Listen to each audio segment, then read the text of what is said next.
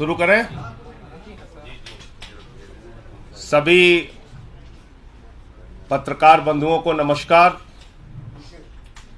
आज इस पत्रकार वार्ता के माध्यम से मैं पूरे देश को यह बताना चाहता हूं कि इन्फोर्समेंट डायरेक्टरेट यानी कि ईडी कैसे इन्फोर्सिंग डिक्टेटरशिप बन गया है, कैसे तानाशाही पूर्ण रवैया अपनाए हुए है, इसका एक एक करके आपके सामने आज खुलासा करूंगा। ईडी जो देश की सबसे ताकतवर जांच एजेंसी के रूप में आप सबके सामने प्रस्तुत की जाती है, वो किस तरह से जांच करती है, किस तरह से लोगों को प्रताड़ित करती है, किस तरह से उनके परिवारों को प्रताड़ित करती है। और तो और जिसके कारण आज मैं ये पीसी कर रहा हूं, एक व्यक्ति को कहा गया तेरी बेटी कॉलेज कैसे जाएगी हम देखेंगे। बेटी को धमकी, पत्नी को धमकी, बूढ़े मां बाप को धमकी, मारना पीटना प्रताड़ित करना और उसके बाद जबरन बयान लेना। यह मैं नहीं कह रहा हूं, यह न्यायालय के सामने उन लोगों के बयान हैं जिनसे जबरन मारपीट करके उनके परिवारों को धमकी देकर उनसे बयान लिया गया। और मैं एक एक करके नाम पढ़ रहा हूं। यह पहला नाम है चंदन रेड्डी का। यह चंदन रेड्डी हाई कोर्ट में पिटीशन करते हैं, माननीय उच्च न्यायालय में याचिका दाखिल करके ये बताते हैं कि ईडी ने इनको मारा, इनको पीटा, इनके परिवार को धमकी दी और कहा जैसा हम कहते हैं वैसा लिख, वरना तेरे परिवार का वो अंजाम करेंगे तू कहीं मुंह दिखाने लायक नहीं रहेगा। ये सारी बातें इसने लिखी है। और इतना ही नहीं, इस चंदन रेड्डी को इतना पीटा गया, इतना मारा गया, इतना मारा गया कि इसके दोनों कान के पर्दे फट गए। दोनों कान के पर्दे फट गए। मार मार के, प्रताड़ित करके ईडी का जो हिटलर शाही का गैस चैंबर है, मैं कहूंगा, वहां पर 3rd डिग्री टॉर्चर इस व्यक्ति को देकर जबरन इससे साइन कराया गया। और उसके बाद जब यह व्यक्ति कोर्ट में जाता है तो अपने सारे दुखड़े माननीय न्यायालय के सामने इसने बयान किए। कैसे इसका बयान लिया गया ईडी में, कैसे इसका बयान लिया गया ईडी के अंदर। और ये इस व्यक्ति की डॉक्टरी जांच है, जो डॉक्टरी जांच की कॉपी मैं अभी आपको दूंगा। ये दोनों डॉक्टरी जांच ये कहती है कि चंदन रेड्डी को मार मार के उसके कान के पर्दे फाड़ दिए गए, उसको सुनाई नहीं दे रहा है। ये डॉक्टरी की जांच आपको देता हूं। ऐसे कर रही ईडी इन्वेस्टिगेशन। पहला आदमी चंदन रेड्डी, दूसरा अरुण पिल्लई। अरुण पिल्लई वो शख्स है जिसकी पत्नी को, बेटी को, परिवार को धमकाया गया, डराया गया। ईडी ने बयान लिया और बयान लेने के बाद यह शख्स कहता है, न्यायालय में लिख कर देता है, माननीय न्यायालय के सामने कहता है मुझसे जबरन झूठा बयान ईडी ने लिया, मुझसे जबरन झूठा बयान ईडी ने लिया। अरुण पिल्लई। तीसरा व्यक्ति समीर महेंद्रू। समीर महेंद्रू, इसकी पत्नी को बुलाकर गिरफ्तार करके रखा गया, धमकाया गया, डराया गया, परिवार को प्रताड़ित किया गया। झूठा और जबरन बयान ईडी के द्वारा लिया गया। ईडी ने झूठा और जबरन बयान समीर महेंद्रू से लिया और इसने किसी और के सामने नहीं, माननीय न्यायालय के सामने, माननीय न्यायालय के सामने समीर महेंद्रू ने लिख कर दिया कि जज साहब हमसे तो जबरन झूठा बयान लिया गया। समीर महेंद्रू। तीसरा नाम चौथा नाम भूषण बेलगावी।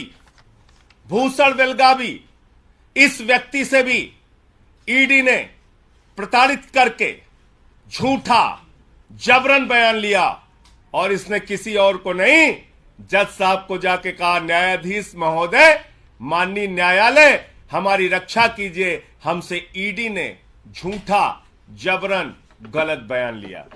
पांचवा नाम मनास्वामी प्रभु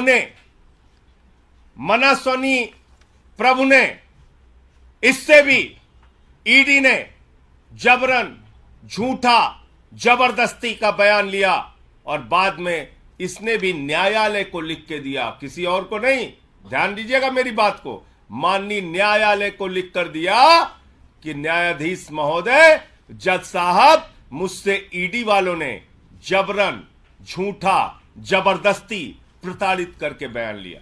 छठवां नाम राघव रेड्डी, ये राघव रेड्डी छठवां नाम। राघव रेड्डी, इसने न्यायालय के सामने जाकर कहा कि न्यायाधीश महोदय, हमको तो दबाव बनाया जा रहा है राजनीतिक नेताओं के नाम लेने के लिए, हम पर दबाव बनाया जा रहा है राजनीतिक नेताओं के नाम लेने के लिए। मैं पूछना चाहता हूं, किसके इशारे पर ईडी काम कर रही है?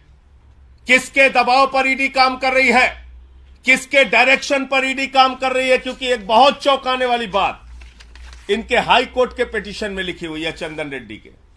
क्या कह रहे हैं ये? कह रहे साहब, ईडी के अधिकारियों ने तो मारा पीटा, कान के पर्दे फट गए, वहां कुछ ऐसे भी लोग थे जिन्होंने हमको मारा पीटा, जो ईडी के ऑफिशियल्स भी नहीं थे। ऐसे लोग थे जो ईडी के अधिकारी नहीं थे, उन्होंने भी हमारे साथ मारपीट की। कौन से लोग हैं?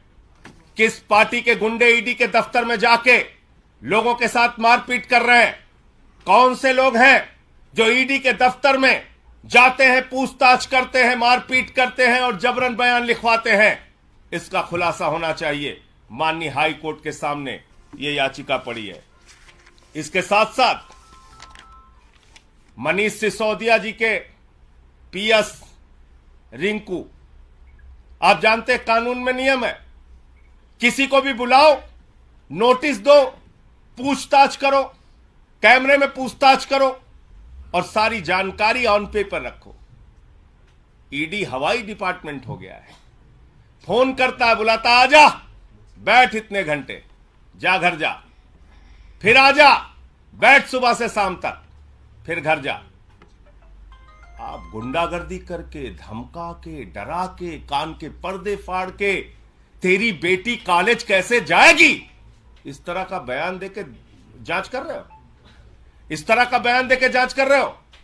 मैं देश के प्रधानमंत्री से पूछना चाहता हूं, आपने बेटी बचाओ बेटी पढ़ाओ का नारा दिया है, बेटियों के नाम पर धमकी दी जाएगी तो कोई आदमी तो अपने प्राण भी दे सकता है, कागज पे दस्तखत करना तो बहुत दूर की बात है।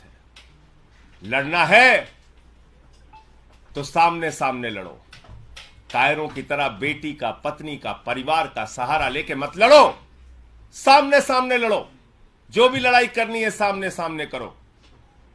और आपको याद होगा, देश की पार्लियामेंट में, देश की संसद में मैंने ये सारे विषय सिलसिलेवार करके एक एक मुद्दा उठाया था ईडी के संबंध में और कहा था कि पिछले 8 वर्षों में 3000 छापेमारी ईडी ने की है और मात्र 0.5% ईडी का कन्विक्शन रेट है।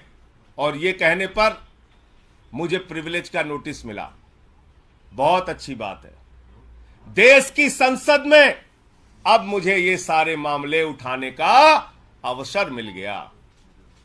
मैं विशेषाधिकार समिति के सामने इन ईडी के अधिकारियों को बुलाने के लिए आज ही ये सारे कागजात प्रस्तुत करूंगा कि ईडी के इन सारे अधिकारियों को बुलाया जाए।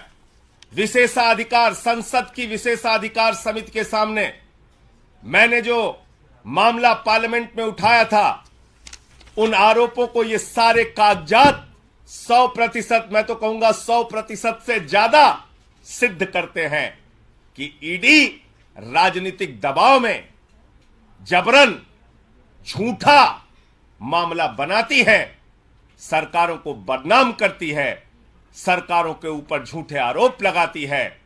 शराब घोटाला जैसी कोई चीज, उसका कोई सिर पांव है ही नहीं।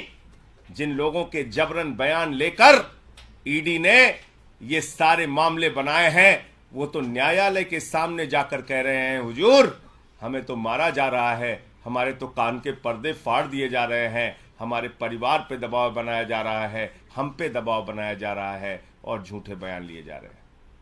बहुत अच्छा है, अब देश की, भारत की संसद की, पार्लियामेंट की विशेषाधिकार समिति के सामने जिसने मुझे नोटिस दिया है, ये सारे विषय और मामले मैं रखूंगा और इन सारे अधिकारियों को वहां बुलाने के लिए बोलूंगा कि इन सबको बुलाया जाए और पूछा जाए कि हाई कोर्ट से लेके और न्यायालयों में जो इनके खिलाफ शिकायतें की गई हैं, उसके तथ्य, उसकी सच्चाई, उसकी हकीकत क्या है।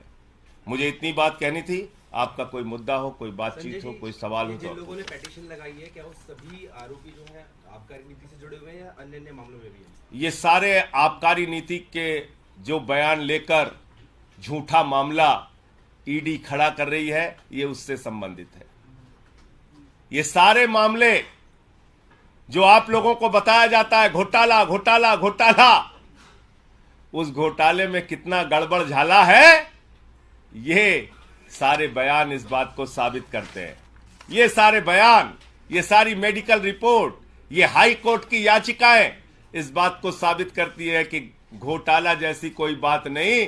दरअसल गन पॉइंट पे, कान के ऊपर कनपट्टी पे बंदूक लगाकर ईडी, हिटलर के गैस चैम्बर में पूछताछ करके ईडी, ये सारा कुछ मामला झूठा और बेबुनियाद बना रहा है।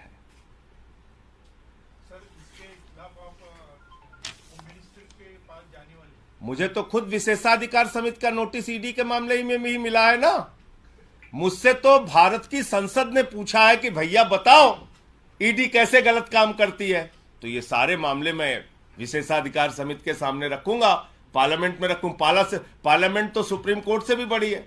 अब इन अधिकारियों को वहां बुलाया जाए और इनसे पूछा जाए कि कान के पर्दे कैसे फाड़ रहे हैं, कैसे कह रहे हैं कि तेरी बेटी कॉलेज नहीं जाने पाएगी। ये बोल सकता है कोई ईडी का दफ्तर, कोई ऑफिसर, कोई अधिकारी? ईडी के दफ्तर में कैसे बिना नोटिस के किसी को बुलाया जाता है? ईडी के दफ्तर में कैसे ईडी के अधिकारियों के बगैर कोई व्यक्ति पहुंच के मारपीट कर रहा है? ये छोटे आरोप है क्या? और ये हाई कोर्ट की याचिका है और ये डॉक्टरों की मेडिकल रिपोर्ट है चंदन रेड्डी के मामले में। ये सारे कागजात मैं भी आपको उपलब्ध करा दे रहा हूं और किसी का कोई प्रश्न हो तो पूछ सकता है। आपको लगता है कि मनीष सिसोदिया के मामले में भी इस तरीके की हरकतें ईडी कर सकती है जिस तरह का आरोप आप लगा रहे हैं? भैया ये आबकारी से जुड़ा ये मामला है। मनीष सिसोदिया के साथ भी ऐसा कुछ उन पर भी दबाव बनाया जा सकता है क्या? दबाव बनाया किसी का नाम लेने के लिए? देखिए सबके ऊपर अरे भाई मैंने तो आपको बताया ना, कान के पर्दे फाड़ रहे हैं, मार रहे हैं, पीट रहे हैं, 3rd डिग्री टार्चर दे रहे हैं। तो मनीष सिसोदिया को भी ऐसे टार्चर कर सकते हैं, बाकी लोगों को भी ऐसे टार्चर कर सकते हैं, मार पीट सकते हैं, क्यों नहीं कर सकते? संजय जी दबाव क्या सबके साथ कर रहे हैं, दबाव बनाया जा रहा है। मैं फिर से दोहरा दे रहा हूं आपको सुनना। मनीष सिसोदिया का नाम लेने के लिए भी दबाव बनाया गया और ये जितने आरोपी हैं जिन्होंने ये इसमें साफ साफ लिखा हुआ है इस चंदन रेड्डी की याचिका में कि मेरे ऊपर मारपीट करके, कान का पर्दा फाड़ के परिवार को धमकी देकर ऐसे कागजात पे दस्तखत कराए गए, ऐसे कागजात पे हस्ताक्षर कराए गए जिनके बारे में मुझे कोई जानकारी नहीं।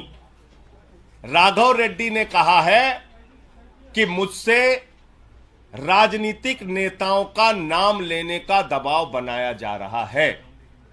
राजनीतिक नेता कौन है सारे लोग जानते हैं। संजय जी सवाल ये है कि जिस तरीके से भाजपा के कुछ नेता मुख्यमंत्री का नाम ले रहे हैं, तो क्या आपको शंका है कि मनीष सिसोदिया पर भी ऐसा दबाव बनाया जाएगा मुख्यमंत्री का नाम लेने के लिए?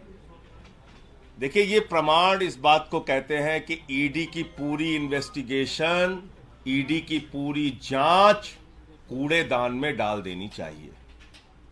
ये सारे आरोप, ये सारे कागजात न्यायालय के सामने इनके द्वारा दिया गया आवेदन, इनकी याचिकाएं चिल्ला चिल्ला के ये कह रही हैं कि ईडी झूठा, फर्जी, बेबुनियाद मुकदमा दिल्ली सरकार को बदनाम करने के लिए, केजरीवाल जी को और आम आदमी पार्टी को बदनाम करने के लिए बना रही है। ये सारे कागजात चिल्ला चिल्ला के कह रहे हैं। लेटेस्ट न्यूज़ और आपकी ज़िंदगी के दिन भर की बड़ी जानकारी को समझने के लिए और जानने के लिए हमारे चैनल रिकवरी 24 को सब्सक्राइब करें और बाजू वाला बेल आइकन दबा के ऑल पर क्लिक ज़रूर करें और साथ ही में इस वीडियो को लाइक, शेयर और कमेंट भी ज़रूर करके जाएं।